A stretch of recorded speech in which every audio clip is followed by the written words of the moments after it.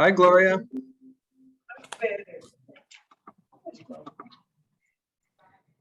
Gemma, you want to give us a rundown and then Gloria can start us Yes. off? So just a reminder to anyone at home to please mute yourselves. If you're on a computer or tablet, just select the mute button. If you're on a telephone, you can click *6. If you click *6 and mute yourself and you need to ask a question later, you can press *6 again. I will also repeat those instructions once we get to the opportunity for people to ask questions. I wanted to start off by wishing anyone who is fasting right now, Ramadan Mubarak, Ramadan Kareem, anyone who's fasting, we wish you a meaningful fasting month. And yeah, we can go ahead and get started. We have Gloria and Jarnette on, so. Okay, good afternoon, and thank you all for coming out. I see we have almost a quarter full lunchroom, which is, I'm very happy to see that many people here this afternoon. So once again, thank you for coming out. And we have Donetta on. Yes, I'm here. Okay, you want to give your good afternoon? No? Good afternoon, everyone. Happy meeting for April. It looked like April came so fast. In case I don't see anyone, or wish them a happy Easter coming up and all other holidays for April, regardless of religion. Also, I'm in Georgia, and we have hot weather in the 80s. So happy spring for everyone. You're making us all jealous. We're cold and windy and wet over here, so. Just don't rub it in, just don't rub it in, okay? I really don't listen to the news anymore about the weather, because yesterday we had a tornado like 30 miles from us, and it tore up that town in the city hall building. The roof is going. So Oh, wow. we just had rain. Glad you're safe. Yeah, and everything else Absolutely. is fine. I'm even suntanned. Okay. Okay, so moving right along, if I'd ask all of you if we have a moment of silence for our deceased members, which is Donald Frank and Nathan Brzezinski.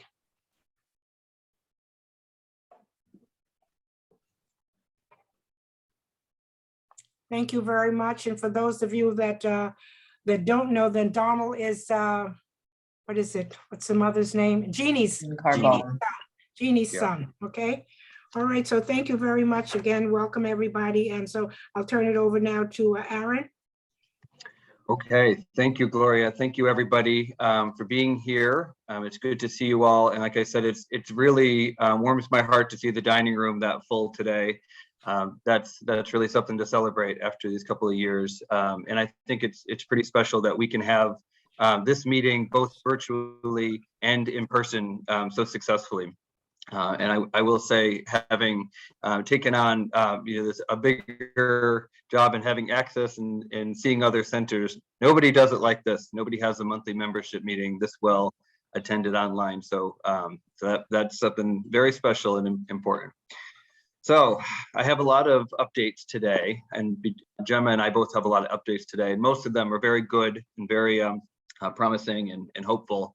But I do have one big piece of news that is hard to share, and it's been probably one of the harder things that I've had to share with this group that I can recall, and many of you have probably heard through the grapevine and the phone trees that last Monday was the last day that our executive director and chief program officer Greg Morris was with the Isaac Center. So he has since left his position. So that's hard to share. Greg was our leader at Isaac's, a tireless leader for 8 years, and I reported directly to him for many of those years. And even when I didn't, he was an everyday part of my life and and I owe a lot of my professional growth personally to him. So on a personal level, this is very hard, and it's very hard to share this with all of you. And I don't have a lot of answers for you about why this happened, this decision that was made. And I can't for his sake and for the professionalism reason, I can't really answer those questions, and I wish that I could better. But just to know, for you to know that this is a hard thing for all of us, and this is something that we're all going to have to sort of kind of grieve together and recognize, and we want to create space today to talk about that. I'm sure I can speak for him and say that he would have liked more opportunity to speak with all of you directly about this, and this was abrupt. So I want to reassure you that Isaac's community is very strong, as is sort of evident here by the turnout today. We are here for you. Paki and I will both speak to this today, and Gemma and the team of social workers that are on today. We're all here. We're with you. Going anywhere. We want to be available to you as we talk this through. Our CEO Rod Jones will be addressing. He's not on today, but he has said he will be addressing community and providing more updates about sort of where the program is going and all that in the coming weeks. So we'll share more about that when we know. So today I just I want to acknowledge to all of you that this is really hard, and Greg was very much a presence in all of our everyday lives, and put a lot of his heart and soul into this program. So we'll have more time to unpack that and talk about that. But I did want to bring it up right out the gate, so that's addressed, and like I said, we'll have open forum at the end here after we hear some updates, and we'll introduce and answer questions if we can. Okay, so let's see what else here. So after we met last month, we did get news from the city, from Department for the Aging, that the capacity has been the capacity issue has not been has been updated and lifted to 100%. So as we left it last month, the capacity was at 25%.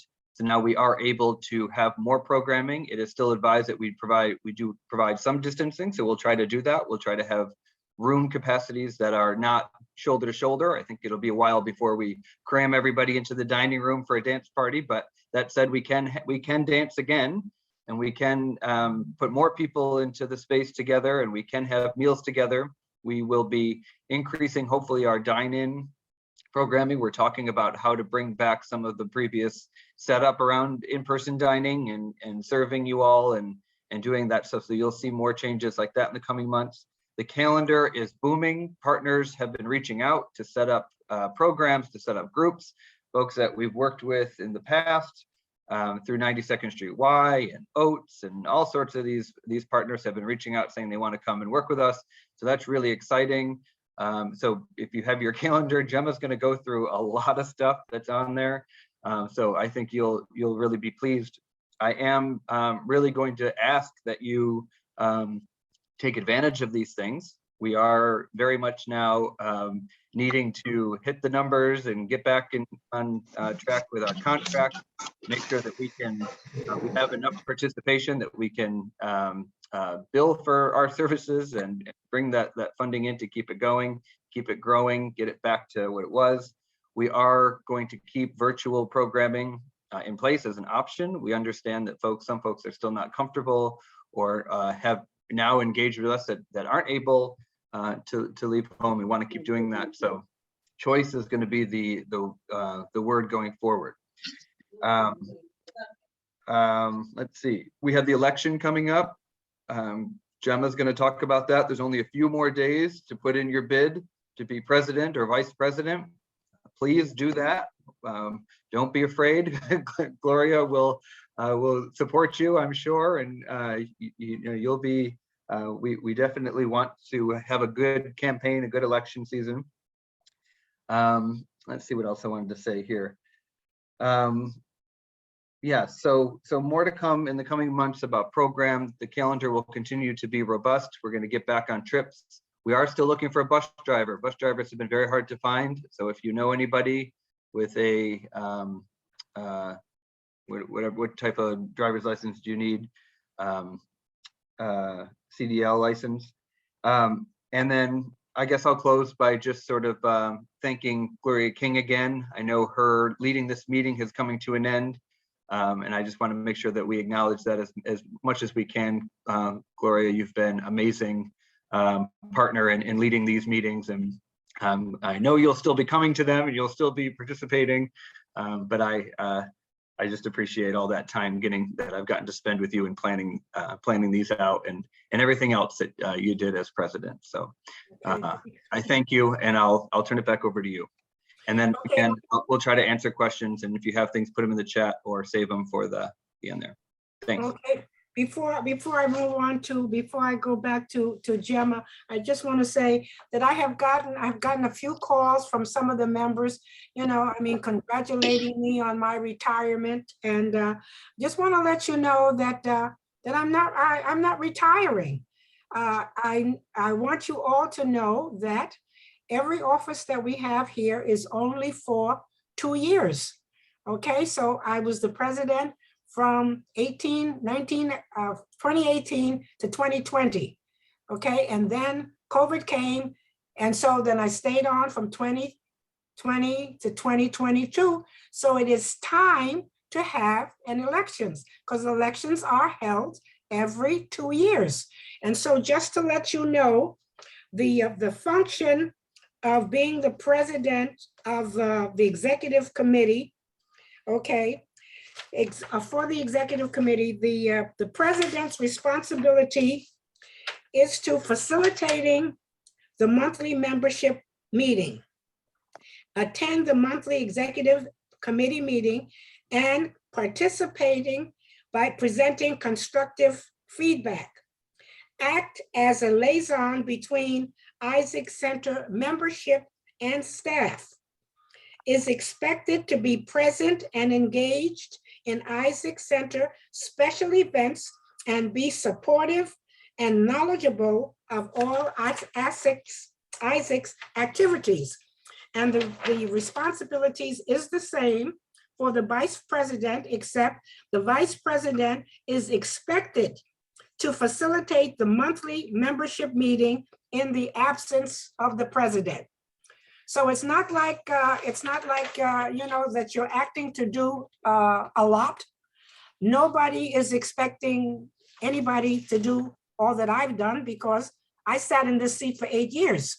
So in 8 years, I have become quite knowledgeable. And so that's not expected of you, but I do have certain requirements that's expected. And one, that you are a liaison between the staff and the members.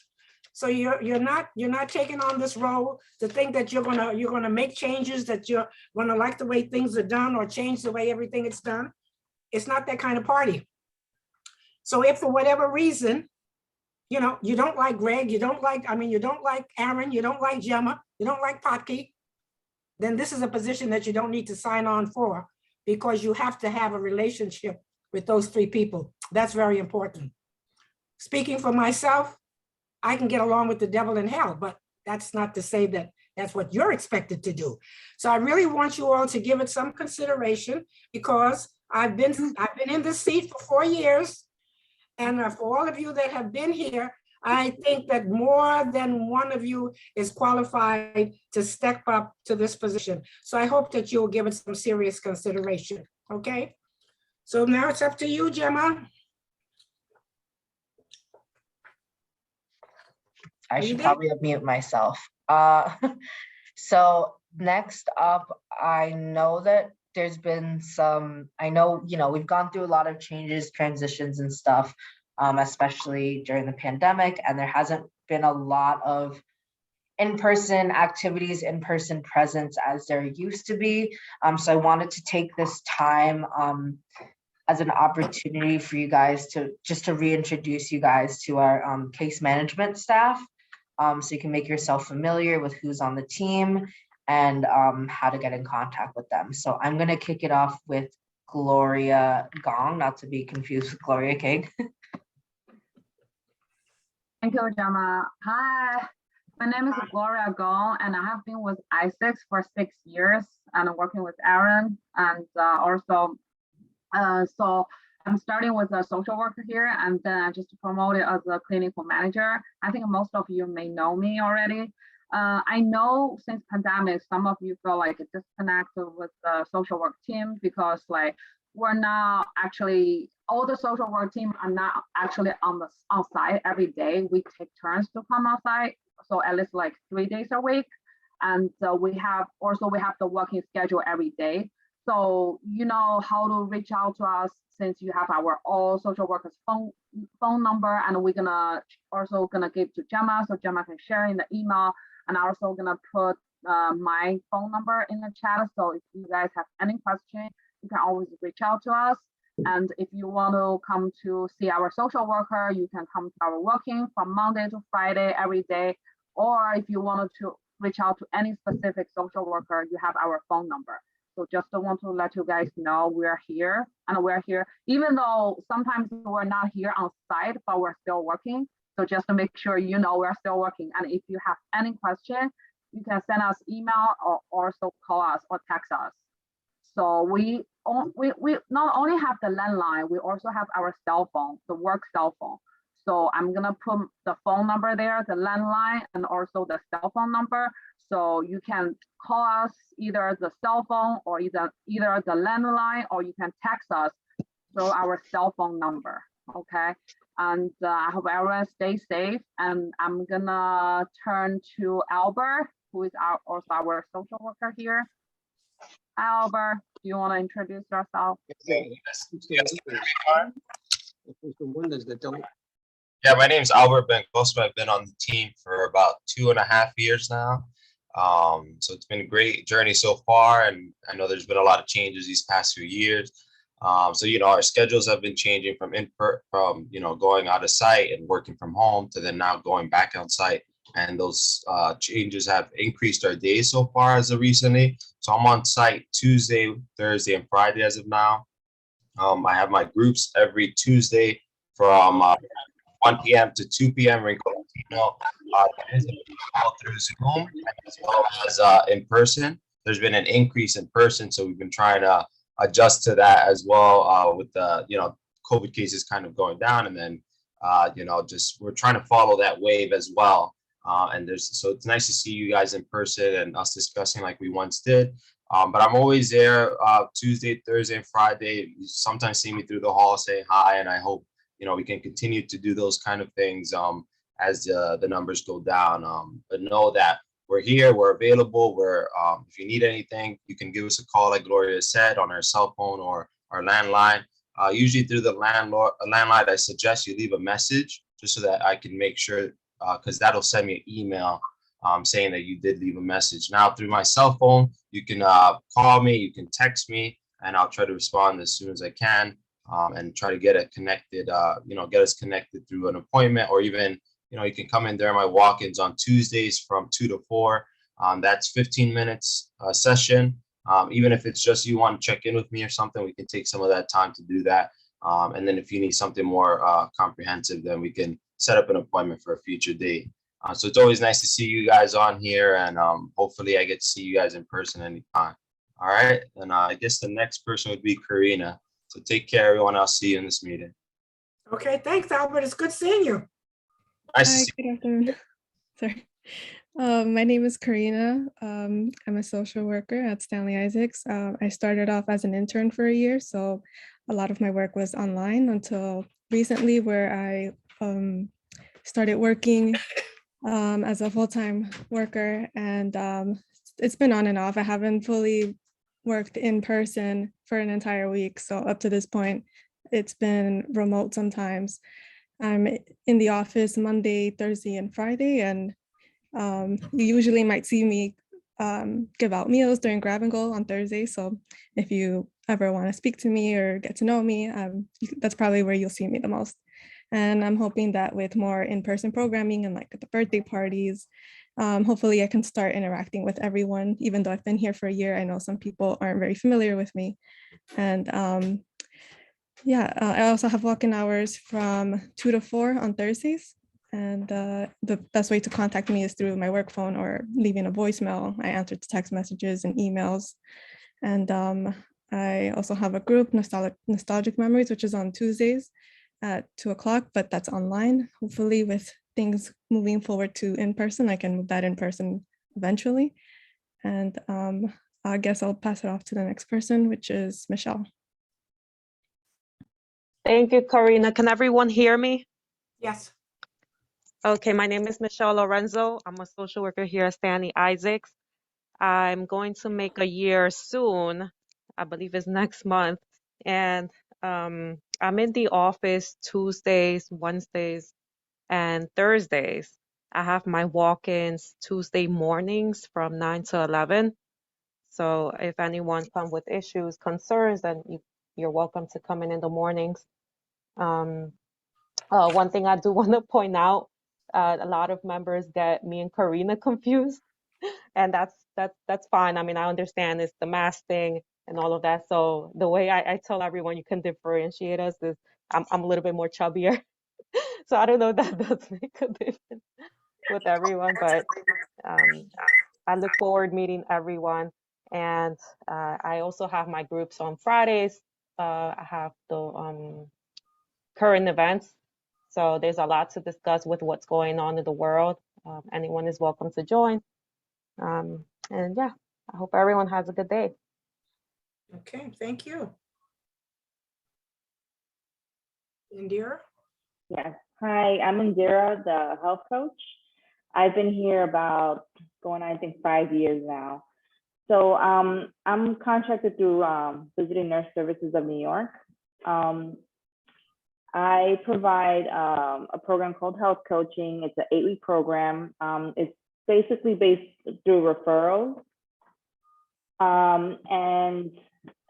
Basically the social workers you work with, or even the nurse here, Michelle, they can refer you to me if you have outstanding health issues, you know. And if you're willing to work with me, like I said, it's a program. It's a little different than, you know, the rest of the case management team. Ideally, it's 8 weeks, but it's renewable, so we can be working for a longer period than that, you know. But ideally, you know, I would like to follow up with you every week. So if that sounds like something you're interested in, the social workers can refer you, so can the nurse. I can help you from things from diet, exercise, meal planning, doctor's appointments, medication issues, home health aid issues, you know, things like that that are health related.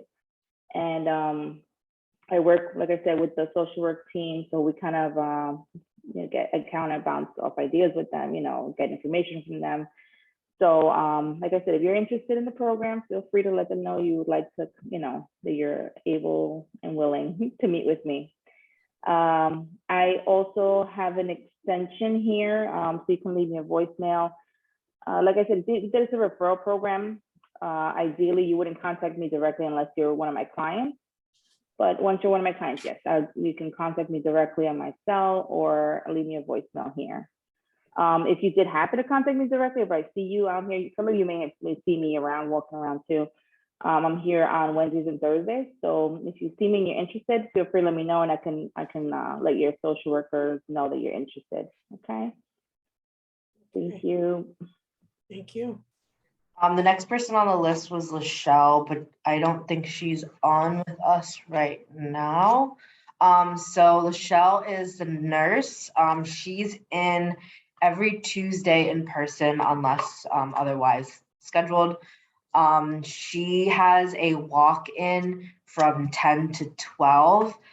She can provide it's similar to like the Cornell Med Student Clinic. So if for any reason you can't make it at 2 at that time, and there are hours for the Cornell Med Student Clinic, you're also welcome to go to them, but she could provide like brief medical screenings. So like blood pressure checks, weight checks, and if you have general medical questions. She is also through Visiting Nurse Service of New York, the Partners in Care program. She also, I believe, works on referral based. But she, just like with Indira, she does follow up with clients, so it is a little more in depth than if you were just going to speak to one of the Cornell med students. So this allows you to kind of develop that relationship and have someone who's somewhat familiar with your health case. Just a reminder, she is a nurse, she isn't a doctor. So if you have certain questions, she may not be able to answer all of them because she does have specific limitations, I guess, in what advice or information she can give, just based on her credentials. The next person I'm going to pass it off to is Sabrina. Hi, everyone. Can you all hear me? Yeah. Yes. Sorry, my camera is not working right now for some reason. But yeah, my name is Sabrina. I'm a social work intern here. I've been here since September, and I'll be here until the end of the month. I am at the center in person on Mondays, Wednesdays, and Fridays. I have walk-ins on Monday from 9 to 11, and also from Friday 2 to 4. And also me and one of the other social work interns, Yerlin, have an arts and crafts group every Friday at 1 o'clock in the art room. So we'd love to see any of you guys there that want to come. And yeah, I'm going to drop my information in the chat as well. And I think the next person is Wenlan. Hello everyone, my name is Wenlan. I'm also a social work intern. I also started my internship from September last year, and I will be at the center on Mondays and Wednesdays. My working hours are on Monday afternoon and Wednesday mornings, and also help grab and go on Mondays and Wednesday. What time? Yeah, I will be at the center Mondays and Wednesdays. Yeah. Her walk-ins in the afternoon are 2 to 4, and in the 2 morning to are 9 4 to in the 11. morning. Yeah. And the next person is Yelling. She is also a social work intern. Hi everyone, my name is Yerlin. I'm one of the social work interns and I've also been here since September of last year. Right now I work in person Wednesdays and Fridays and I work from home on Mondays. I have my walk-ins on Wednesdays from 2 to 4 and on Fridays from 9 to 11. I'll be here until May 13th, I believe. And me and Sabrina, how she stated, we run the arts and craft. Well, it's actually the crafts workshop on Fridays from 1 to 2, if anyone would like to join. Yeah, it's lovely seeing all of you guys and I wish we could interact more. We assist during grab and go, so maybe we'll see each other there. So yeah, it was a pleasure talking to all of you and I hope you may enjoy the rest of your day. I will also put my contact information in the chat. Okay. Okay.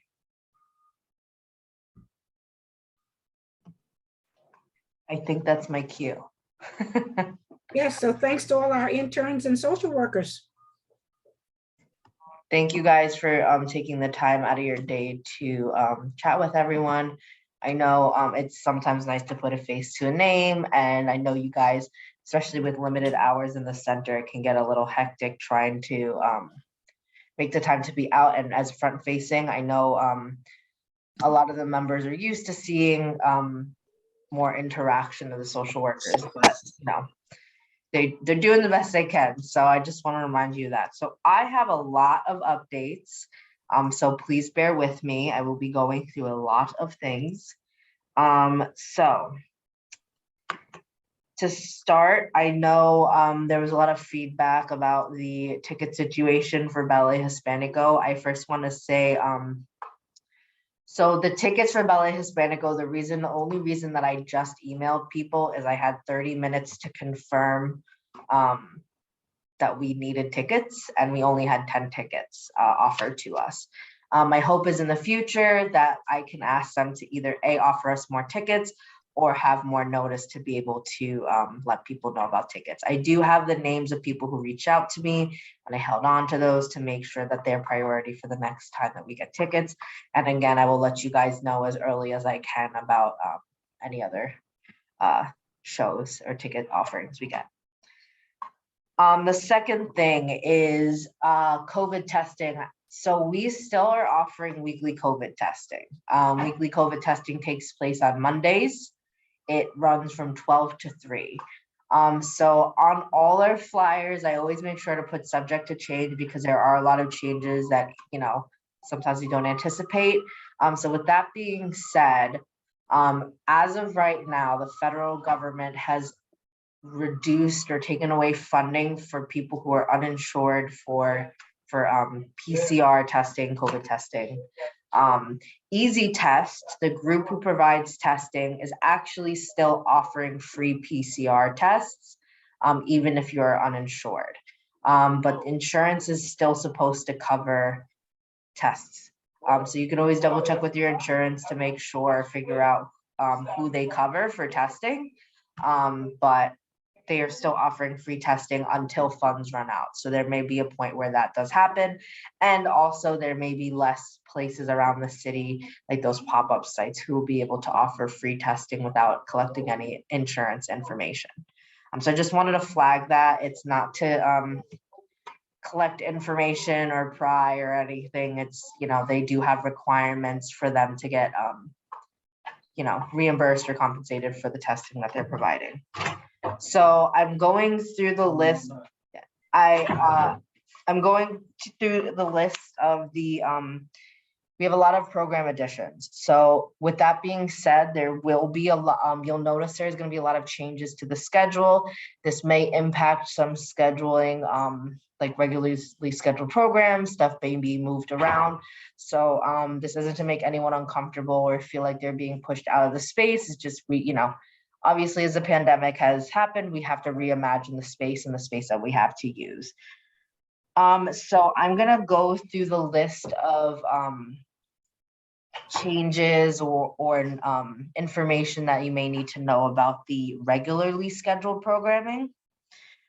So the first thing is that Age-tastic, so that was with Cornell's Do More Feel Better program. Their last meeting will actually be meeting tomorrow instead of Friday. So if you've attended that program, it's a lot of fun. I would highly suggest it if you haven't, even if it's the first time that you go, to go and try it out. We are planning on bringing Age-tastic back to the center. Basically, it's a game that was designed by Department for the Aging. And it's a board game. It's very interactive, but basically it's an opportunity to facilitate conversations. Like you play a game and then certain prompts facilitate discussions about topics around aging that may not come up naturally. So it's a good opportunity to learn stuff and learn about different resources that are available to you.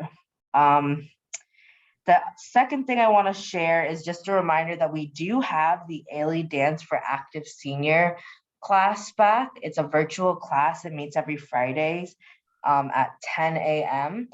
We actually have the instructor from that class here with us, so I'm going to give her an opportunity just to share a little bit about it. Thanks so much, Gemma. My name is Heather Bryce, and I'm a teaching artist with Ailey Arts and Education and Community Programs. As Gemma said, our virtual class is on Friday mornings. It's a fantastic group of people. We're really building community through movement. I know the word dance can feel a little intimidating. Maybe it's not for everyone. However, this is really a movement class, so you can take the whole class seated, you can stand up, you can move around. We tell our stories, share our memories, and make movement about them. So I hope that you'll give it a try. Again, great community. It's been such a joy to work with folks. Some of the words people have come away from class with are just joyful, fun, engaging. So just hope you'll give it a try. Alvin Ailey believed that dance is for the people, that it came from the people and should be given back to the people. So we've been working in senior centers and assisted livings for the past 5 years now, I believe, and I've been doing that work as well. So really hope you'll come, hope to see you. It's a great time. Thank you for taking the time to share some more about the program with us. It's a really great program. It's relatively small right now, so we would like to see a increase in that. Denise, to answer your question, you don't need a ton of space. The class is very, very adaptive to your comfort level, your space needs.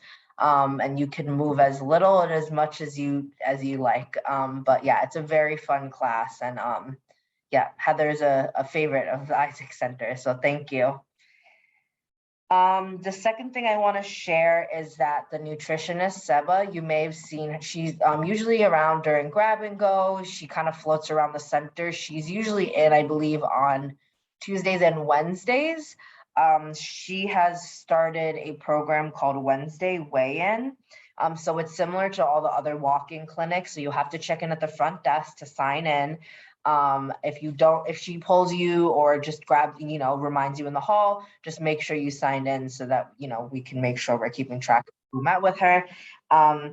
This is a really great opportunity for people who are interested in, keeping an eye on their health in relation to food and nutrition.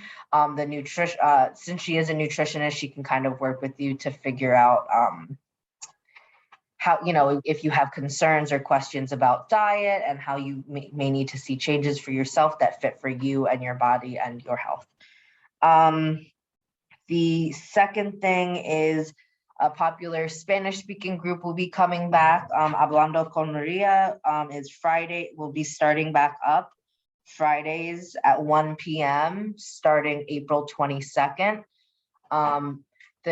To my knowledge, the group is an opportunity for Spanish speakers to gather and just discuss their health. It's not a closed group. You can drop in anytime, but the idea is that it is a private group and an opportunity to gather together and speak amongst people. There may be shared experiences that you may not know of that may just be nice to hear and be in a space together to discuss.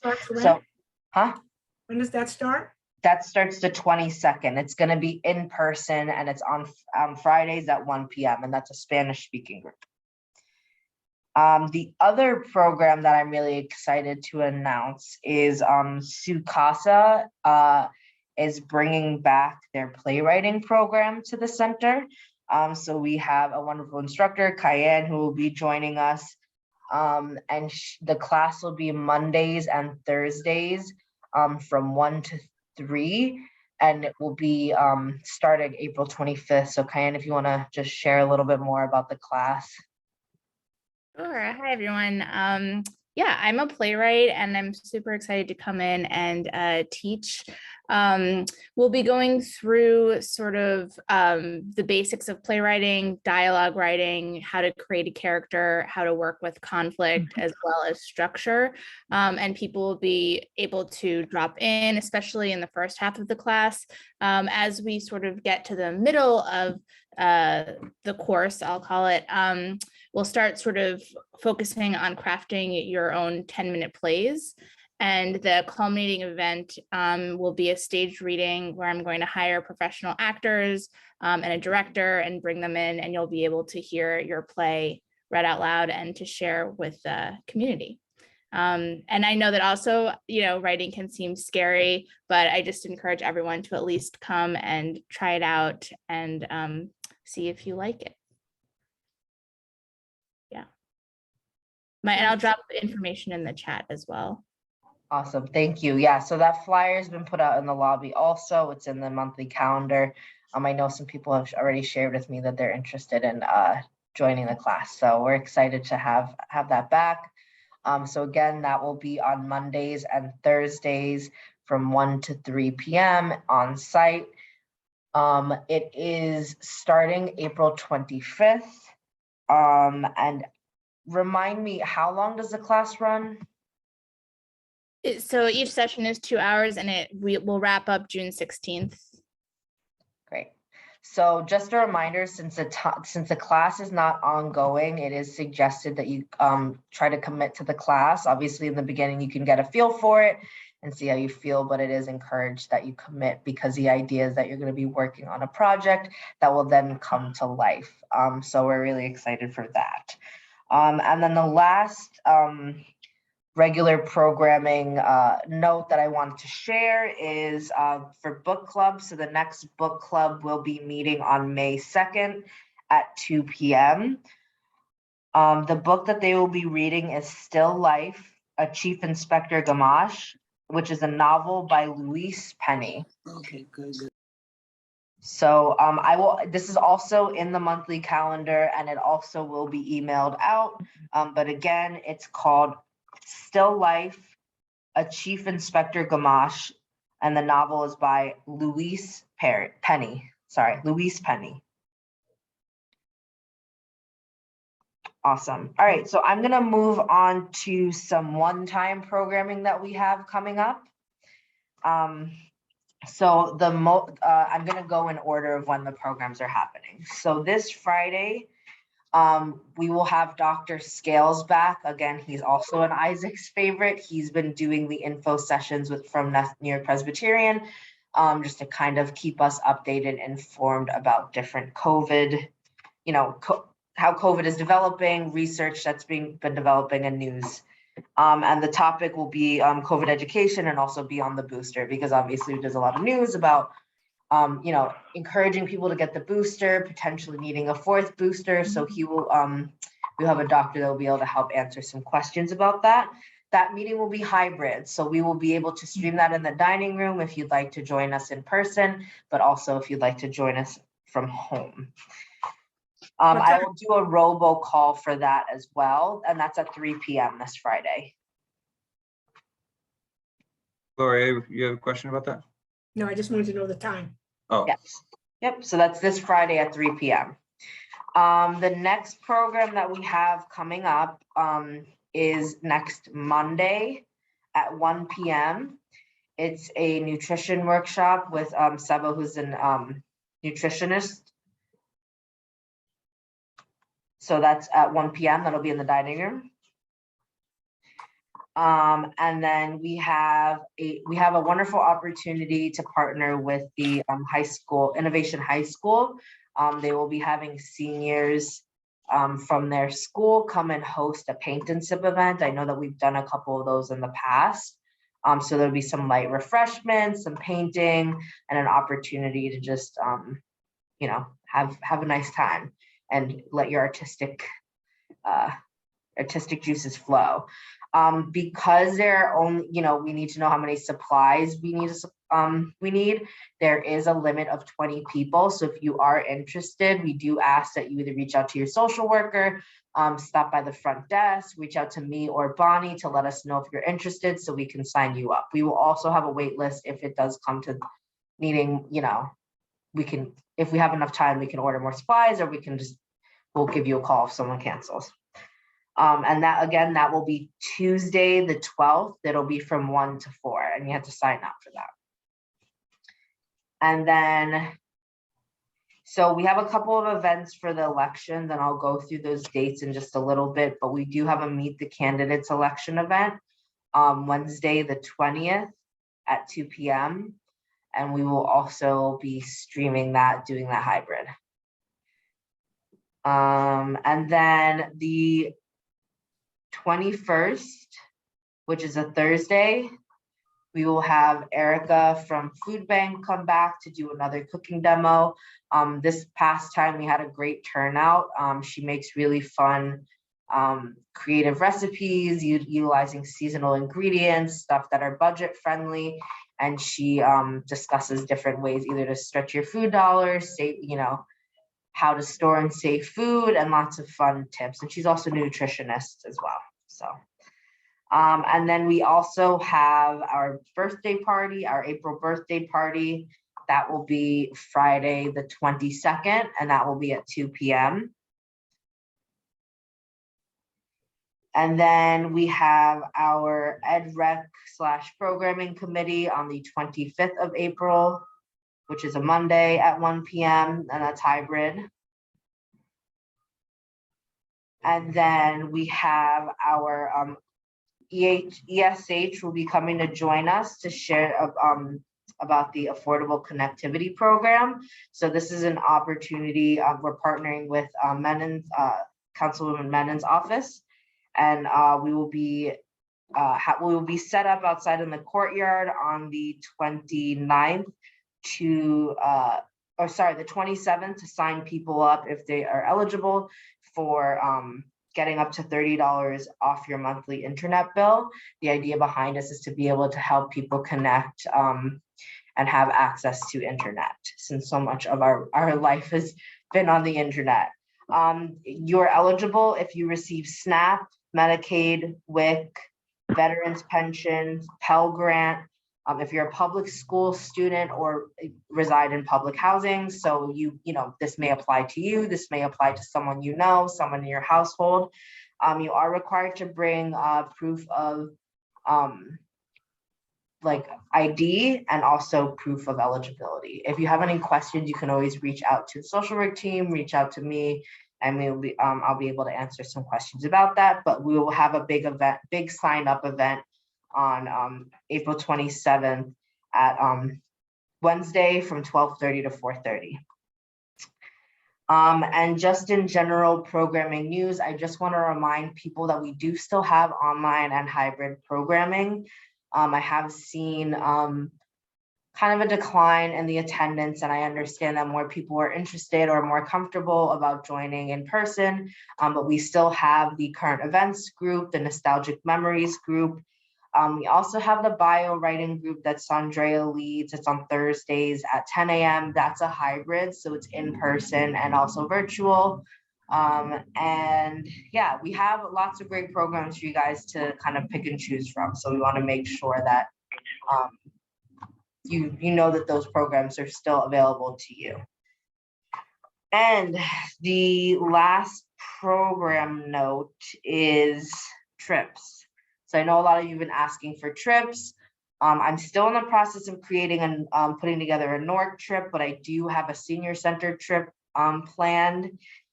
It will be to Wind Creek Casino in Bethlehem, Pennsylvania.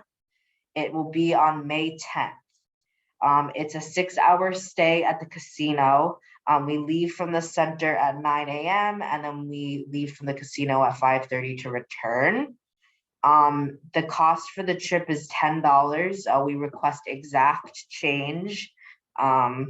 So if you're paying for 2 people, a 20. If you're paying for 1 person, 2 5s, 10 singles, one $10 bill, whatever you need. You can bring us $10 in quarters, although we don't prefer that. But if you must, then as long as it's $10, we'll take it. How can they be paying for 2 people? Huh? How can they be paying for 2 people? I mean, if you're coming to sign up with someone and someone's, you know, spotting you anyway. No, you're not supposed to be signing up for anybody other than No, yourself. I'm saying if you and another person come and sign up and you don't have change and whatever, but yeah. So just a reminder, Wind Creek Casino is a casino that has the outlets. There aren't a ton of shops, but it still makes the trip more fun than just going to the casino. There's a little more to do there. There are restaurants, and there is a bonus for this trip. I believe it's $25 towards play at the casino. So the sign-up days are April 20th through the 22nd and May 2nd through the 4th. And the time for that will be 10 a.m. to 11 a.m. And then again at 2 o'clock to 3 o'clock. So the reason why we have those specific times is just because with grab and go, this is when we have time for people to sign you up. So don't come any other time, come during sign up. The reason why we need these specific times too is the way that we have to submit the count for the day. And it helps us keep track of the money, so your money doesn't go lost. So those are the sign up times, and yeah. So the other thing I wanted to go over is elections. So as Erin and Gloria mentioned, we are in Isaac's election season. So I just wanted to remind everyone that if you're interested in running for the president, vice president, or secretary, this is your chance. This is your shot at Isaac's leadership. It's a really great way to, if you are really passionate about being a member at the center, for you to, and you know, want to advocate for you and your fellow members, is a really great way to get involved in that way. So I'm just going to really quickly run through the dates, just so you know. All this is printed out in the lobby. The election applications are also printed in the lobby, as well as the election booklet with this information. So you can pick up the form at the table in the front, And then the forms are due on the 8th. If you're interested in being considered for the election, you have to submit your application on April 8th. No later. If you need help completing the form, you can reach out to me or any staff member, and we should be able to assist you with this. I will be announcing the eligible candidates on April 13th. Around lunchtime. I will do it in the lunchroom, but I will also post it on the board up front, so this way people can see it. Oh yeah, I asked if you're applying, if you can submit a picture, either yourself or have someone at the front desk take your picture. So this way, when we're doing announcing the candidates on the board, we have a picture so people know the name to the face and vice versa. And then on April 20th, we will be doing the Meet the Candidates Forum. That'll be streamed, that'll be hybrid. So this way you get to know who's running, get to ask some questions, get a feel for, start to get a feel for who you may want to vote for. And then we will be doing the voting. So the voting will be taking place the last week of April from 11:30 to 2 o'clock in the lobby. And then we will announce the results if all goes as planned on May 4th, which is the next membership meeting. So if you need these dates, these are all sitting on the table in the front. You can give us a call and we can give you these dates as well. And it's also in the calendar for this month. And we still have volunteer opportunities available. If you're interested in volunteering, we have slots for assistance in grab and go, dine-in lunch, wellness calls. We always have spots open available for helping in the dining room and the mailing. So if you're interested in volunteering, reach out to me or Bonnie and we can get you signed up. And this is my very, very last update. So we have been approached by wonderful organizations, one being ACES and the other one being Paul Weiss, and they are both groups who can assist with specific benefits. So if you're a recipient of SCREE, if you have SNAP, if you have Medicaid, if you have DREE, any like public assistance applications, we have assistance with those. So if you usually meet with your social worker and it's, you have somewhat of an urgent need or you're interested in applying for these programs and you want to learn a little bit more, you don't specifically have to meet with your social worker.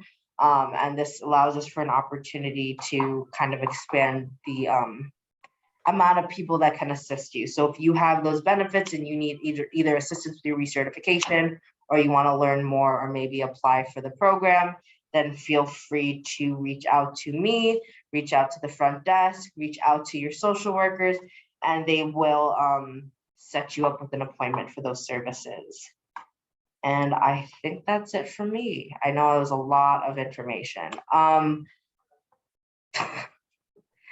know there, Gloria had mentioned what the different duties are for being to filling certain positions. I will be sure to email that out later today. I think that's it for me. Yeah, that's it for me. That's it for you. Oh, that was a lot. I hope everybody had pencil and paper so that you take all of this information down. It's a lot. Okay, so do we have Patki? Here. Okay. Ms. King, it's a pleasure to see you. And we have a small tribute at the end of this for you and want to thank you so much for your leadership. So hi, everyone. It's always nice to see everybody together. It's also nice to see the folks in the dining room, and we continue to hope and pray that we're all going to be together in the same rooms again soon, caring for each other and celebrating in the ways that we have for many, many years. I'm coming to you, I think, with a very heavy heart today. I mean, normally I do less of the speaking, and my partner of 5 years is the one who usually comes on and says the eloquent, wonderful words that we all love to hear and get us through some of the toughest times I think that this community has seen. And I want to acknowledge that he is not with us right now. And that's very hard. It's very hard for this community.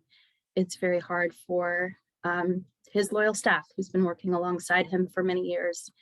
But I wanted to take some time for all of us to be able to acknowledge that and to address questions or concerns to the best that I can.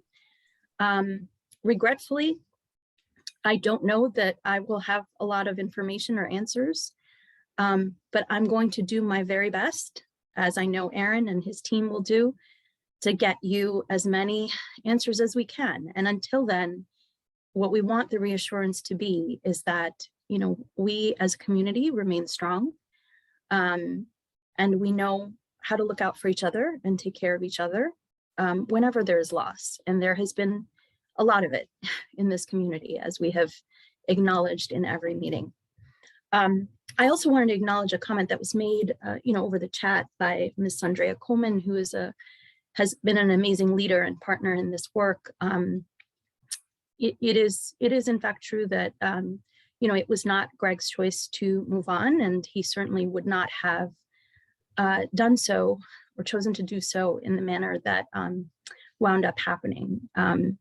You can rest assured that I have remained in contact with him, will continue to remain in contact with him. He is thinking of all of you. He misses all of you. And I think certainly hopes for and looks forward to when you all will be able to connect with him again as a member of this community. But I want to acknowledge that this was a shock to us and a disappointment. But it also speaks to his work and the resolve of this community. And it reminds us always that, you know, our bonds together in this community mean everything. Greg Morris was a stalwart in this community and will remain that way. His contributions not only to the Isaac Center and its staff and constituency, but to the community at large are too many to list, but I want to take some time and space for anyone who wants to speak of him or acknowledge him or ask questions about his departure. I will do my very best to address what I can. So I'm going to open up the floor and just mention that I'm thankful for all of you, and I'm thankful for Greg Morris, who is my partner for many years and all of our partner. And we are grieving together. I'm going to open up the floor. Just a reminder, if you're on phone, this is an opportunity for you to unmute yourselves. You can press *6.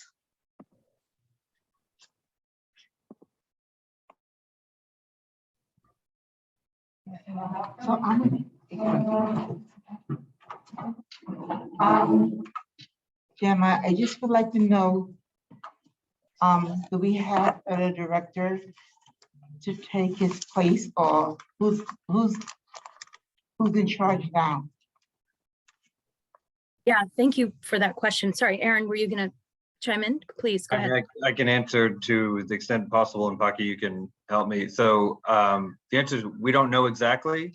What Rod Jones, the Goddard CEO, has told me or delivered to me is that there will be a position, not an executive director or chief program officer position. So not a position that Greg held, but another position that's going to be posted, and that he is going to be eliciting feedback from the community. So you and anybody else who's interested about what that position is. My sense is some sort of a community engagement leader, something to that effect. That's as much as I know. I don't know the timeline of that. I just know that he intends to reach out to community leaders at Isaacs to talk that through. It's a good question. Yeah, I mean, I want to add to that by saying, obviously, you know, Greg is irreplaceable in many ways, right? The intention at this time is not to, you know, fill his role as it was, as Aaron just said, for, you know, for our informational purposes. I mean, Roderick Jones is essentially our executive director at this time, but as far as leadership and oversight of the space itself, where some of you are all sitting right now, you know, that remains to be seen. But what I can assure you is that Aaron, I, and the leadership team are continuing to communicate with Rod that there is a need and a desire to ensure that that space is appropriately led and staffed. So more to come on that particular piece. Other questions, concerns? Lorraine, do you have a question? I think in the dining room, I can't really see you. You said Rod, he's a CEO? That's right. So, yes, so within the last year, as you all know, and we have discussed, the Isaac Center has entered into a strategic partnership with an organization called Goddard Riverside, which is located on the west side. The intention in doing so was to essentially grow the organization such that we could provide more robust services to this community and to the community on the west side. Rod Jones is the executive director and CEO of Goddard Riverside, which is the organization we have partnered with. And who's Larry? I'm sorry, say that again. Larry. Who? I can't hear. Larry? Larry. He works at Goddard Riverside. Who's that? Larry Wood. Okay, yes.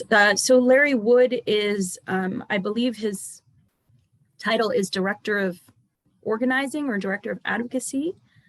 He has been with Goddard Riverside for many, many years. He is essentially the one on the west side who communicates with constituents, you know, with some of the other sort of stakeholders and community leaders on the west side. He has not worked for Isaac Center, and he's not been engaged directly until now on the east side, but I think the intention certainly is for him to do so. Okay, thank you. I have a quick question. You know, because I'm fairly new to the center. I started late in 2018, so 2019, 2020, 21, kind of were like blip. Could you just tell, I mean, there may be other people in my situation, a little bit about how long Greg was at the center? And it seems that he was just promoted, I thought, to do something with the two centers, you know, the Goddard Riverside Center and this one. And it also, and if you could just confirm, it sounds like Rod Jones was the person who like conveyed this news. I mean, is it just his decision, or is there a board that came up with this decision? I mean, just a little bit of the timeline, like how long he's been there, when he was promoted, and you said he left this last Monday, I think? Yes, so Greg Morris was with the Isaac Center for over 8 years, nearly 9 years. He was the executive director of the Isaac Center. In this new partnership with Goddard Riverside, his role changed to chief program officer, and so he essentially was remained a part of the executive leadership of both organizations and was responsible for overseeing all of the programs for both Goddard Riverside and Isaac Center on both the east and west side. You asked specifically about whose decision this was. I'm going to be very, very honest with you. I don't necessarily have clarity on how the decision was made and who was necessarily involved. I do know that, you know, Rod Jones ultimately had the, you know, the decision-making power about, you know, whether Greg stayed or left, and made the decision to part ways with Greg. As far as the board knowing, you know, that's, again, I think a question for Rod that I will certainly pose. There's someone on the call right now that's recording all of these questions, just so you all know. Her name's Molly Rockhold, and she's been with us for a couple of months as Greg's executive assistant. But we're going to be bringing all of these questions to Rod to get some more detail on those things. But I will say this about the communication. There was a lot left to be desired about the communication strategy around this particular decision. And, you know, there was a responsibility to share with stakeholders in the community that was unfortunately not met. And that is a significant disservice to the community. And so the questions that you're all asking are reasonable and correct, and they ought to have been answered sooner. I wish I had the answers to some of them, and you know, I have to be truthful when I say I don't. And the decision came, and it, you know, sort of was not communicated widely until about a week later. And so, you know, like you all, you know, we all also were finding out things days after as well. So was there a connection between Goddard Riverside and Isaacs before Greg was promoted to that position just recently? No, so Goddard Riverside and Isaacs Center are part of the Settlement House community in New York City, and, you know, certainly are represented at the same sort of nonprofit, you know, gatherings, but directly connected in its work, no. You know, Greg's position was not the only one that changed, right? And so when these organizations came together, all of the leadership of the organization, you know, our roles and our, you know, our jobs were all sort of reviewed, and there were decisions made about, you know, how we would sort of best use everyone's skill set and talents. And so there were a lot of changes that took place for everyone, not just Greg. But no, previous to this, you know, merger or strategic alliance, there was not a direct business relationship between Goddard Riverside and Isaacs Center. But that will remain. This relationship will remain. Okay. Yes, it will remain. We remain, you know, a merged entity, and the larger umbrella remains Goddard Riverside, under which Isaacs Center now sort of is operating. Our governing board, which you asked about before, has also come together and merged. Thank you. Yeah, absolutely. Other questions for me? Relatively. I see a hand in the dining room. Yeah. Yes. Is that position elected or appointed? Greg's position. Was the position elected or appointed? We do not have any elected positions within the organizations. The positions essentially are all part of the organization, and there are decisions made about the hiring, firing of executive staff under the leadership of Rod Jones. No community involvement? No. There was not, that's correct. There was not community engagement or involvement in the decisions made regarding the changes to leadership. But we are taking notes about the feedback regarding community engagement and involvement in those decisions. Thank you. Thank you. I see a hand. I think Lakeisha, are you still there? Yes, hi, thank you. Can you hear me? Yeah. Yep, I can hear you. Okay, thank you. Yes, I was going to ask, I know already that there was no community involvement, in seeing the confusion and concern that people are having right now. I feel that you will probably not have the answer to this, but what is the plan going forward for community involvement? Because it feels as if the community was really left out of this, and considering how much community involvement Greg had while he was working with everyone at the Isaacs Center, we're really concerned. I know I'm really concerned going forward with no one in his position, the lack of information that was given.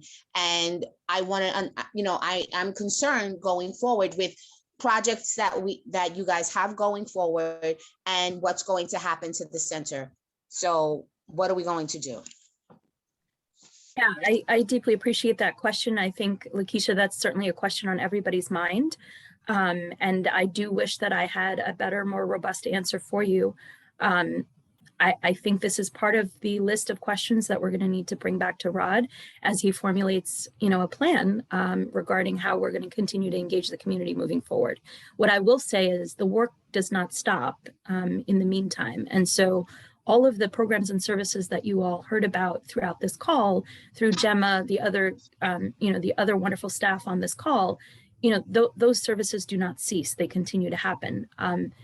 With that said, there were certainly things that were in the works and conversations that were happening between the community and the leadership of this organization that will need to continue. And we need to right this ship and figure out how it is that we are going to continue to have those conversations. I do not, unfortunately, have the steps of that particular plan at this time. And I guess just to add, like you said, that I think you can anticipate, like I said, we would like to have those questions, and we have conveyed as best we can the makeup of this community and how strong and how engaged, and try to convey that. And I do expect that you'll receive information soon, whether that's a call or an invite to a meeting or something from the administration and executive director at Goddard, that hopefully you'll get more clarity, and we'll continue to push for that to happen sooner than later. I hope so, because I had meetings on the books before this happened, and my meetings just kept getting pushed and pushed and pushed. So to find out that Greg was, terminated in the midst of me already having meetings on the books with projects, in the works, and I have a tutoring program going on, and, I'm fearful for what's going to happen. This doesn't sit well with me, and I know what this community needs, and just, things just happening. Not yet. Where's my communication? Where's the communication when the person that I go to and I'm having these setting these plans up with, and I already have have something already set up with, it doesn't sit well. As a community organizer, this is the person I go to, this is the person I speak with, and boom, I blink, they're gone. I don't know, who am I supposed to turn to? What am I supposed to do? People turn to me in this community for guidance, and they're looking to, and I say, well, this is the person you should speak to. This is the person who you're going to turn to for help, and that person is gone. And now who am I turning to? You understand? That doesn't look good. For you to make this connection, and you're saying you're going to build us up and make this better, and you're snatching this away without talking to this community, it doesn't look good. It doesn't. And you want us to believe and trust and have confidence in you. I don't have confidence in you. That's not how you build a relationship. That's not how you build trust. It isn't. It doesn't look good. It doesn't look good, and it doesn't feel good. Well, I don't have a question. I don't have a question, but I would have to agree with you, Leticia, because I would have thought that after this merger was done, that Rod himself would at some point have come to the center and to address the seniors and to address the community, moving forward. Because I know in a conversation that I had with Greg after this was done, and I wanted to know, well, what happened to our board? What happened to the board that we had? We had our own board of directors because that was who hired Greg. And he said to me, well, a couple of them retired, he says, and then a couple of them are on the Goddard's board. So then you would think that at some point, if not Rod himself, then somebody that was from our previous board would come and address us, to give us some kind of idea or insight as to what we can expect moving forward. Because I'm concerned myself. I've been here at Stanley Isaac for 22 years, and I've seen a lot of changes, and it doesn't sit well with me either that we're just pushed aside. Well, this is just the Stanley Isaac Center. Yes, but we built up a relationship over time. with the members and with the community. And whatever bad things or however people feel about Greg, I really think that he put his best foot forward and did as much as he could for us for as long as he was here. And for me personally, for all of the years that I have been here, I have not let anybody walk out of that building without us showing our appreciation. And I vow to all of you seniors in that dining room and all of you that are on this call today, I will find a way. I will find the space and the room for us to gather and for us to show Greg how much we appreciate the 8 years that he was here at Stanley Isaac Center. I promise you that. King, thank you for your comments, and Lakeisha as well. I agree. I understand. I'm deeply disappointed as well. We are going to bring this feedback, back to Rod and discuss this. I want to reiterate that if it was Greg's choice, he certainly would not have left in the manner that he was forced to leave. And I hear you. And I think in addition to the questions that are being posed, your comment, Ms. King, about there being space and opportunity to celebrate a person who contributed endlessly and with heart and passion for 8 years, that's something we take back. We will be taking back to Rod as well. So Andrea's hand has been raised for some time, so I want to acknowledge her. Thank you. Greetings all. Yes, I'm Sandra Coleman. I'm one of the co-founders of the Homeless Isaacs Coalition and a longtime organizer and activist. And I've done so much work with Greg since 2015. We worked really closely battling the infill proposal at Holmes Towers continuously. I serve on a community board with Greg, Community Board 8. He's the co-chair of the Housing Committee. So he's co-chairing a committee that he cares about, rather public housing, private housing. I would like to just, since I'm glad this is recorded and notes are being taken, when the merger or whatever you all want to call it took place, there was no real community involvement. That was problematic from the get-go. So I would like to just say that from my mouth, that was problematic. And now with Greg being let go, it looks like a hostile takeover to me and to others. And rather people loved Greg, liked Greg, didn't care for Greg. He was very instrumental in the community. And when you're dealing with a community, it's the community center is housed inside of NYCHA. So you have all types of people, and then you also have the outside community that also, so the community center is for everyone. But to remove someone in that manner, and he has a great relationship with all demographics and all ages.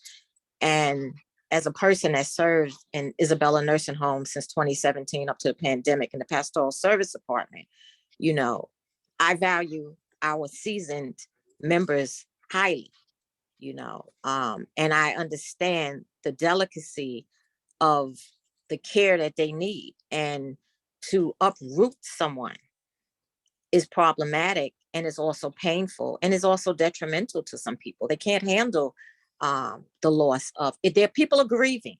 Let me say that they're grieving the loss of Greg, although he's alive, but it's a form of grief, and that's painful.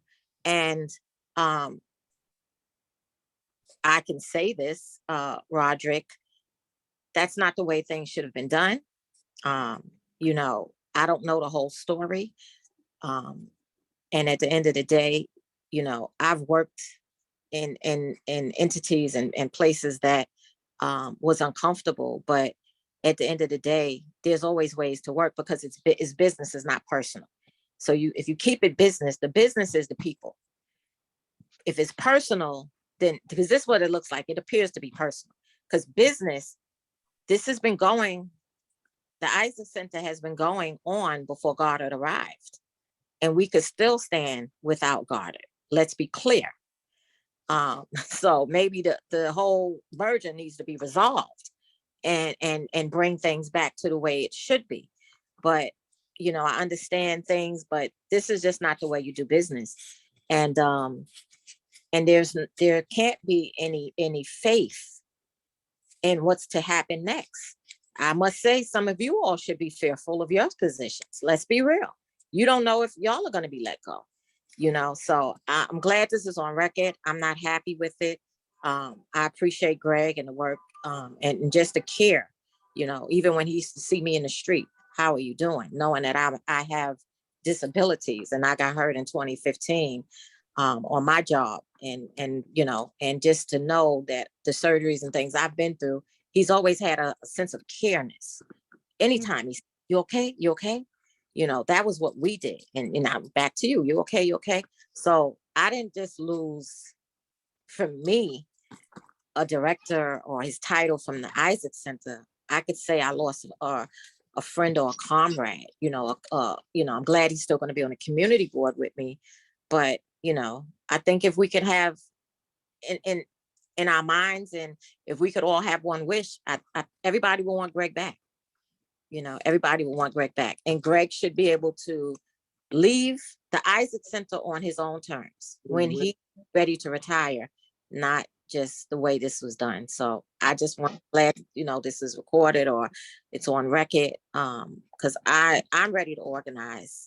I'm ready to organize and protest this, to be honest. So thank you. Andrea, thank you for your really thoughtful comments. And again, we are taking copious notes. We're bringing all of this information back to Rod.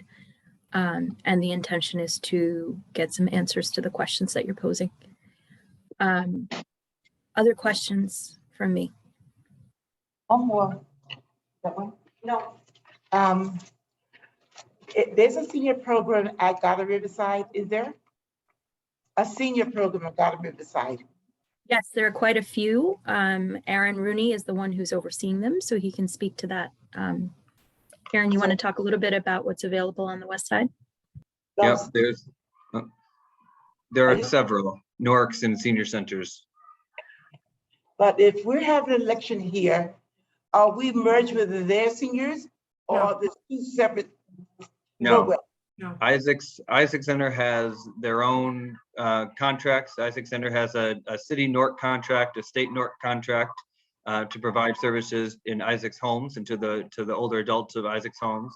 And we have an older adult center contract that was just renewed as well, that makes us open to anybody in the 5 boroughs. So there's nothing structurally changed about the contracts that are available. There's private foundation money that's specific to Isaac's older adult center. So it's in good shape in that regard and is a completely separate thing. Goddard has similar programs with similar contracts. Hello. Yes. Hi, can you hear me? Yes, we can. We can hear you, Vera. Go ahead. I'm Vera Walcott. I'm a member of Stanley Isaacs, and I became a member of Stanley Isaacs because of this diversity and because of the staff that is there. I did go to other centers prior to coming to Stanley Isaacs, and I made my choice. And my choice was to be treated as a human being and not someone over 50 and I can't think no more. I have nothing to say. It's like losing a family member. And I'm tired of losing family members. I'm tired of people being switched around, the people that I depended upon, that I knew I can go to. And I did get results, not only for myself, but for others. It's just a bit too much that strangers have the power to take. If something is broken, why the hell, if it's not broken, why are you trying to fix it? I don't understand that. I don't understand that people who have been there for us, they know us by our face, by our name, they know what's going on in our families, and they're being snatched away from us, or they're being put where we no longer can get to them the way we used to get to them. I used to go to Aaron all the time. I used to go to my social worker there. I used to go to, oh my God, don't let me start. So many people. And now I don't know who to go to. And now that Greg is gone, it's a bit too much. They need to really reevaluate what they are doing. I believed that this was a community center, that we had a voice. Now it looks like we don't have nothing to say. No one asked us how we felt. No one asked us what we want for our center. GATA got what GATA wants, okay? But what about us? We have our own needs and particulars that we need on this side. And part of it is to protect our staff. Why is our staff being the ones that are yanked and jerked around and whatever? Okay, I don't think it's fair. I'm very upset about it. I'm not gonna cry, not in front of you guys, I'm not, but I will do my own grieving, but it's a bit too much. It's like if you go to therapy and you with someone for years and all of a sudden they snatch that person away from you, you lose trust. You lose trust because now you got to start from scratch all over again. I don't want to see Stanley Isaacs disappear. And that's what it seems to me, that is slowly disappearing and it hurts. This really, really hurts. So I'm thinking that why don't GATA take into account how we feel? We live over here. We don't live over at GATA. We live over here. And I'm not willing to travel to the west side to get the services that I already had right here in front of me. I don't think it's fair. I wish they would give us a voice so they know what the community not only needs, but what we want. Ms. Vera, thank you so much for your comments. It obviously resonated with all of us and those who are commenting in the comment section, and others who have been nodding just like me and others. I want you to know that I deeply regret not being able to have the answers that you're posing. I share the pain that you're experiencing right now. I am deeply disappointed, and I'm sorry. I'm very, very sorry on behalf of the leadership of this organization. And for my, if it were up to me, it would not have been this way. And I know that that's certainly the case for others within the leadership team. But that doesn't excuse or change the pain and disappointment that is associated with this decision that was made. I can only say that your disappointment, your frustration is shared.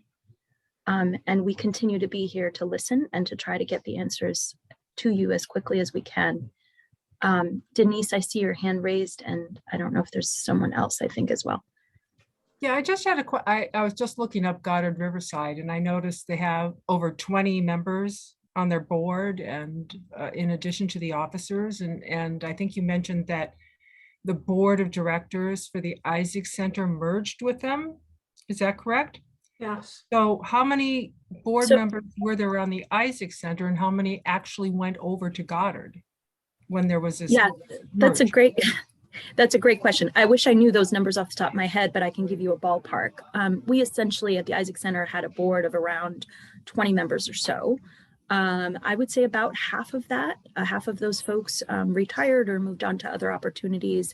And essentially the executive leadership, or those who were most actively engaged already in the Isaacs Center, those are the folks that went over, including the board chair, you know, the treasurer, the vice chair or the co-chair. And so I would say it was about half. I would say it's another 10 or so folks. And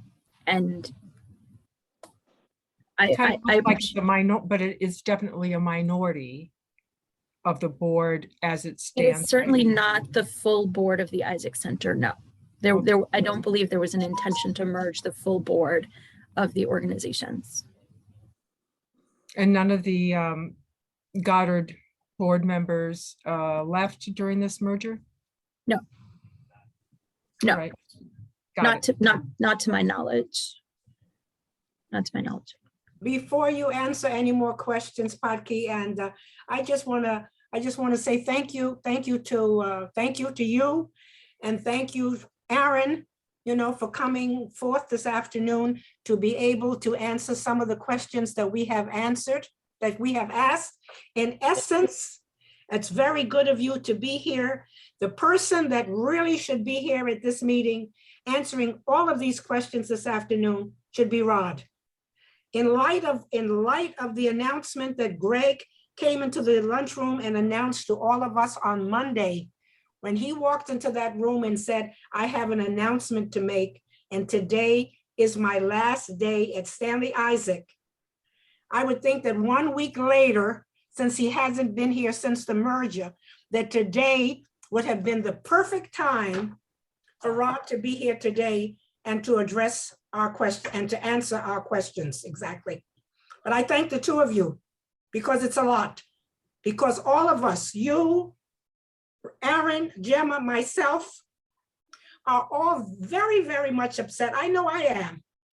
Because I was at Stanley Isaac the day that Wanda Wooten introduced me to Greg and asked me to be there with him. And I said, as long as he was there at Stanley Isaac, that he could count on me. I would be there to support him every step of the way.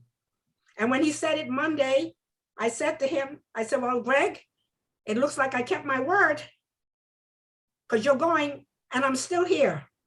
I'm still here. But Rod should be here this afternoon. He should be here. There's no excuse for him not being here today. So when is he going to come? When is he going to make an appearance? After we have our election? After our election is over? Why is it always after the fact and we have so many questions that we need to have answered now? Yeah, that's very, very fair and disappointing that he wasn't able to join us today. I apologize for that. Don't you apologize for his actions. Yeah, wait, his email address is on the website if anybody wants to contact him. Oh, I'll put it in the chat. Thank you, Denise. And Ms. King, I appreciate your comments. And again, that absolutely will be communicated. I do believe his intention is moving forward to meet with both community leaders and stakeholders, and certainly the membership of the senior center. But I think your question is clear and direct, which is, you know, when and with what frequency is that going to happen? And I think that's certainly a question that needs to be answered. Great. Flora, were you trying to say something too? No, I wasn't. Oh, okay. I'm just heartbroken myself. Wishing that he can come back. If we can do some kind of voting or something to bring him back. I would like to address that. You know, I want to be honest and transparent about sort of where, and I don't want to speak for Greg, but I think I can confidently convey that he remains deeply committed to this community. I do not believe his intention is to come back to work for the organization, even if asked to do so.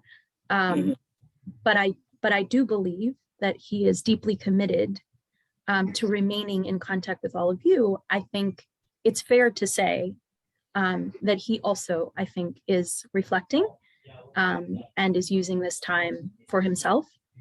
And I hope folks can sort of see that and understand that and appreciate that. And my intention is not, again, to speak for him, but to provide some honesty and transparency in this conversation. I deeply appreciate all of the pain, the frustration, and the intention to communicate that we should bring him back in his role. I want to be clear in communicating that that is not going to be the path forward. But certainly the comments about celebrating him and acknowledging his many, many contributions within the organization, to the community, to the staff, and to the older adults of this community, that's certainly something that we should be discussing and we should be figuring out how we're going to do. And so that's another question for us to answer. Other questions for me? I have one. Going forward, Yeah, we have one more questions here. Going forward, will there be transparency to let us know what's going to happen with the staff that is currently here? Are y'all in jeopardy, or do you not know what's going to happen to you with your positions here? I'm so sorry. I'm having a little trouble hearing, so I didn't quite hear the question. Aaron, did you hear the question?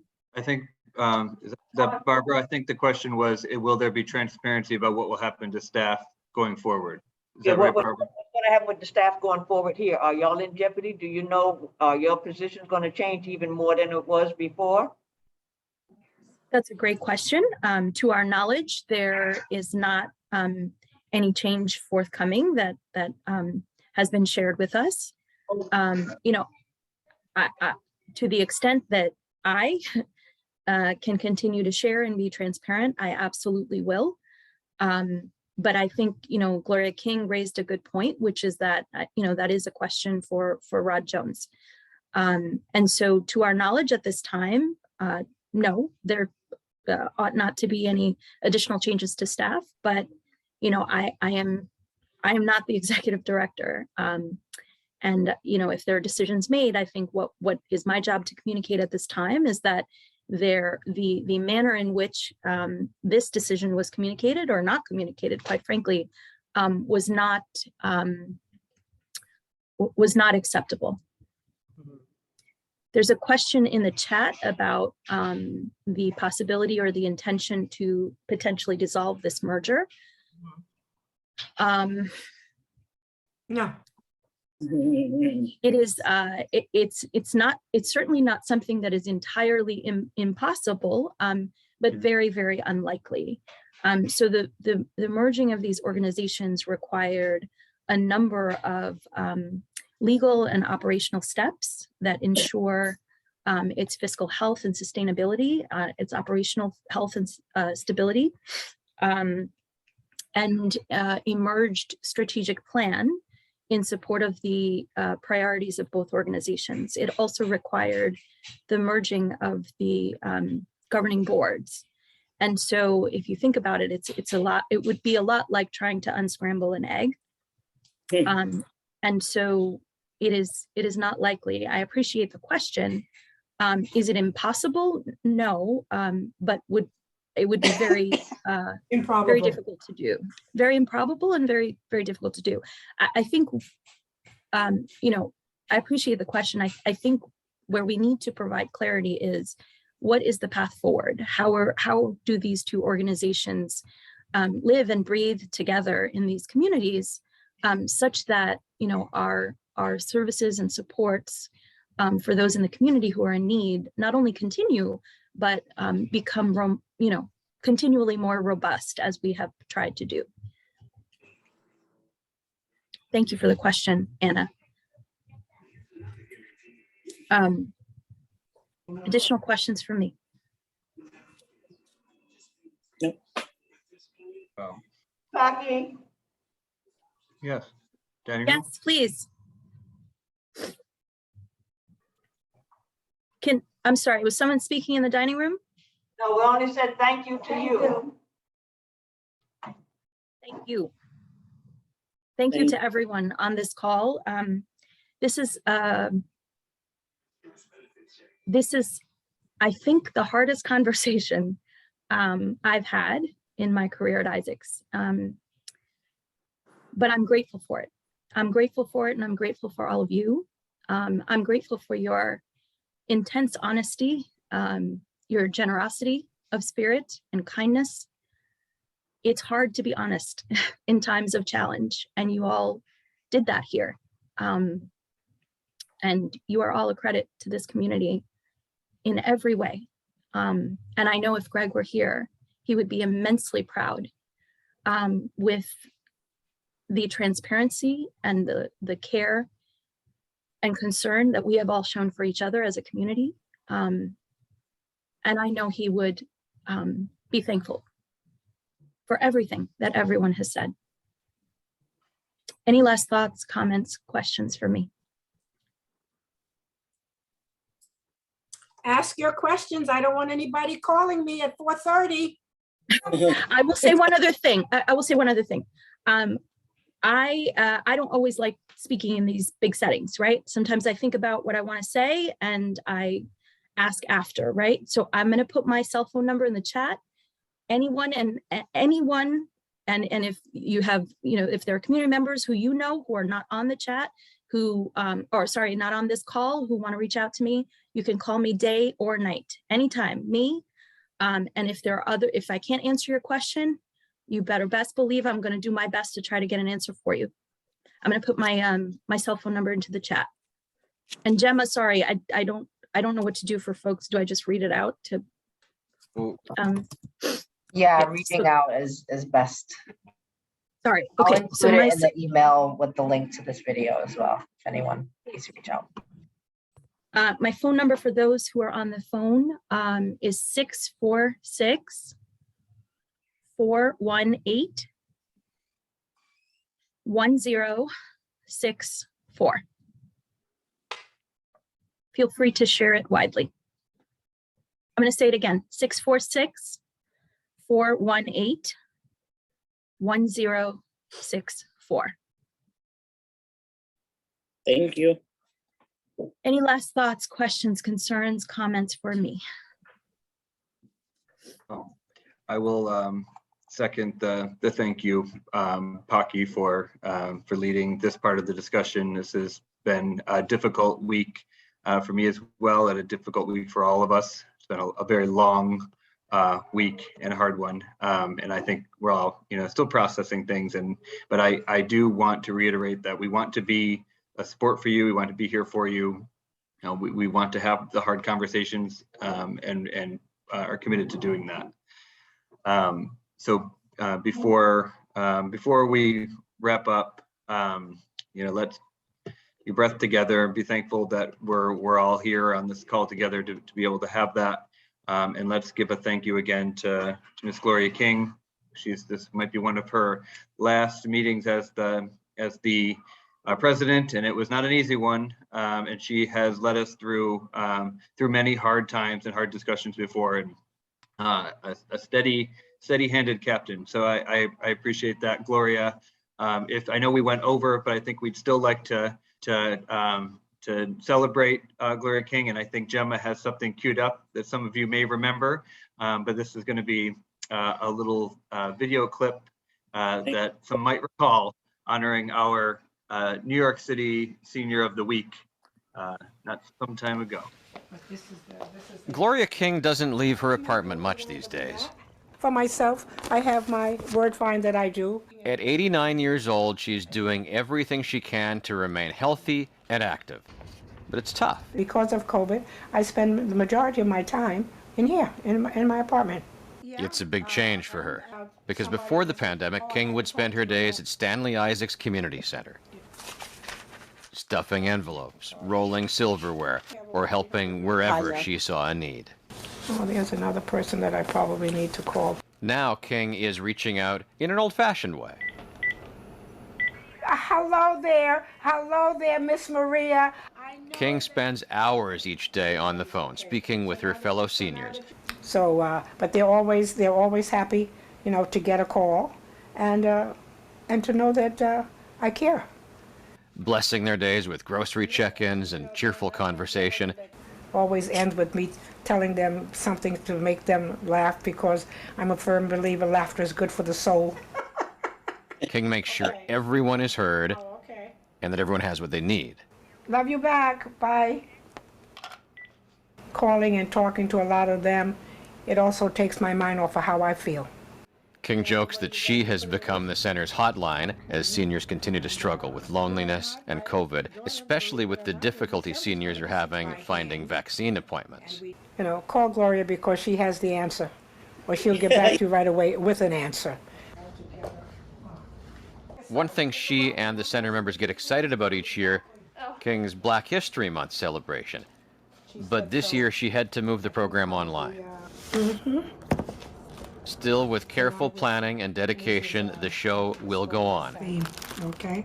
giving the other seniors more than just your phone call to look forward to. Good afternoon, and thank you all for joining us. For taking the time to lend an ear, Gloria King is our New Yorker of the Week. Pat Kernan, New York One.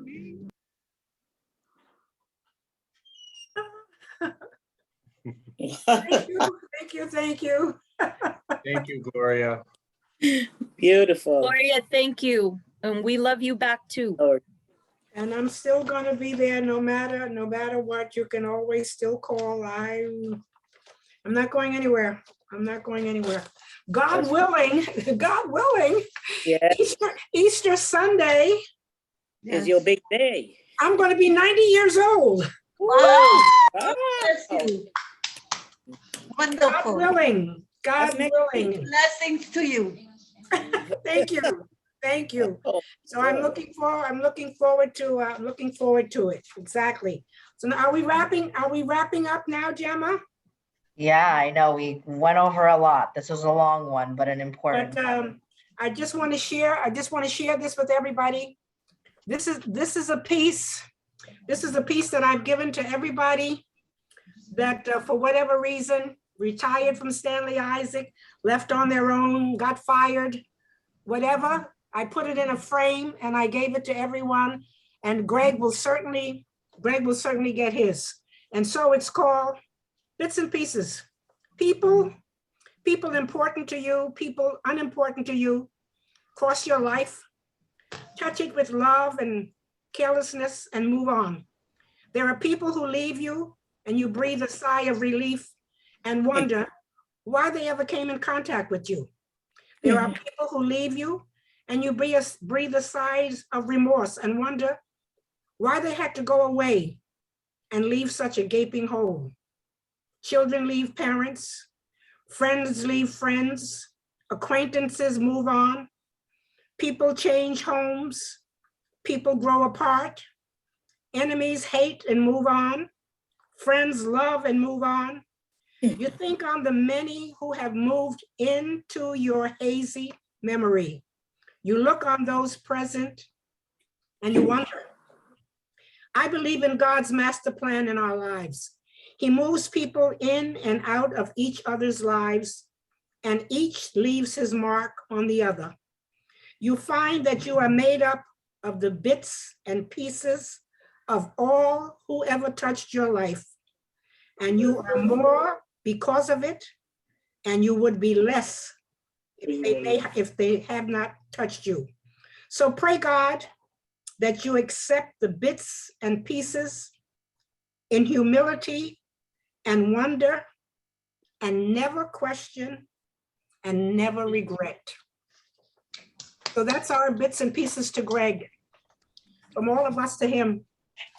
We'll never forget. We'll never forget. We'll keep it going.